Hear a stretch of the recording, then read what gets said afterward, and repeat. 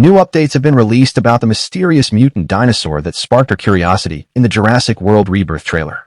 More importantly, another mutant dinosaur is also set to be introduced in the movie. Two new cover images for the film were released in Empire magazine. Today, we're going to take a closer look at the two mutant dinosaurs and break down these cover images. As the trailer mentioned, this island was once the research facility for the original Jurassic Park. Yes, it was, but that was a long time ago. After the first Jurassic Park movie, where they established a successful and seemingly perfect version of the park, the island facility was turned into something far more sinister. What exactly did they do? We'll find the answers in this video. First, the name of this dinosaur is Distortus Rex, also known as D-Rex. The name suits it perfectly and also explains a lot. The word distort means disfigured or out of shape, which suggests that this creature wasn't the intended result of its creators, it's entirely malformed. Director Gareth Edwards teased, "It's kind of like if the T-Rex was designed by H.R. Geiger, the creator of the xenomorph, and then that whole thing had mated with a rancor."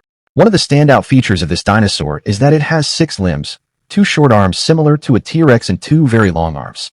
In one scene, you can see that it doesn't land on its palms, but instead moves using a knuckle-walking posture, like a chimpanzee. This suggests the D-Rex can grasp prey or objects very effectively with its hands.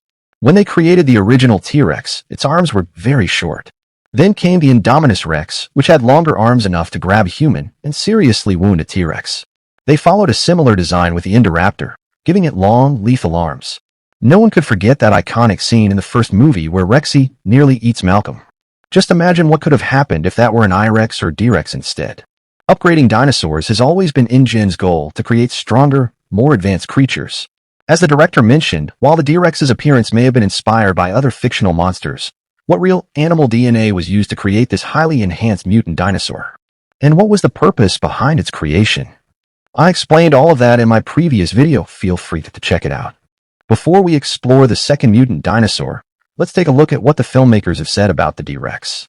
Director Gareth Edwards plans to lean into the franchise's horror roots, introducing mutant dinosaurs created on a third island by InGen's most twisted scientists. This is an Isla Nublar or Isla Sorna. It's a new site where InGen's most extreme genetic experiments took place. Rebirth will introduce entirely new and unholy creations.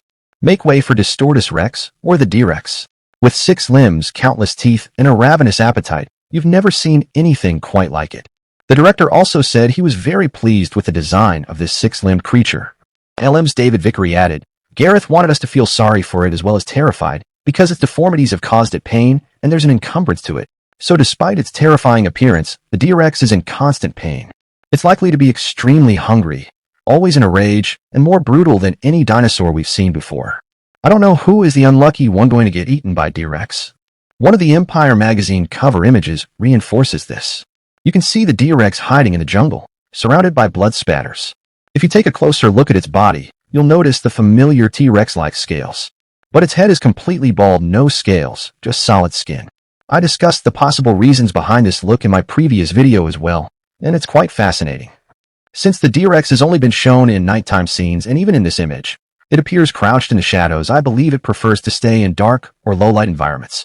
Another image of Zora facing the Quetzalcoatlus was shown, and by the look of it, this seems to take place after extracting DNA from the nest, just before Dr. Loomis falls. What could have possibly happened here? I believe Zora couldn't save Dr. Loomis and accidentally dropped him. In the trailer, when Dr. Loomis falls, you can see a river below, so he likely fell into it. It's possible the pterosaur cut all the ropes. In the trailer, we can see 3 ropes, but in this scene, only 1 remains. When Zora first descends, she's wearing a cap. Even when she tries to grab Dr. Loomis, the cap is still there. But in this shot, the cap is missing, which suggests that this moment takes place after the fight inside the nest. Jurassic World Rebirth promises to take the beloved franchise back to its roots with an island setting and plenty of fan-favorite dinosaurs. Among them are the Tyrannosaurus Rex, the Dilophosaurus, and the long-awaited return of Jurassic Park 3 Spinosaurus. According to writer David Koepp, we'll also meet the winged Mutodons, the combination of a pterosaur and a raptor. In Jurassic World, we saw raptors trained by Owen to follow commands. At one point, they were even used to hunt the Indominus Rex.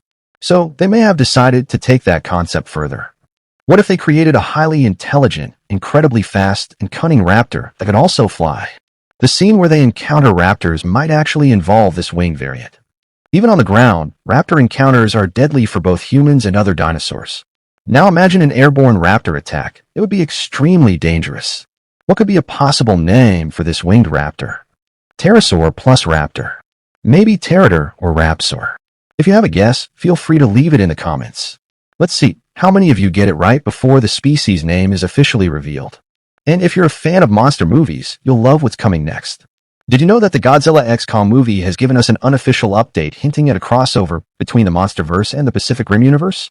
Want to know how that might be possible, along with some mind-blowing details? Check out that video on my channel. And if you enjoyed this video, don't forget to like, share, and subscribe for more exciting updates. Until then, stay awesome and have a wonderful day. See you in the next one.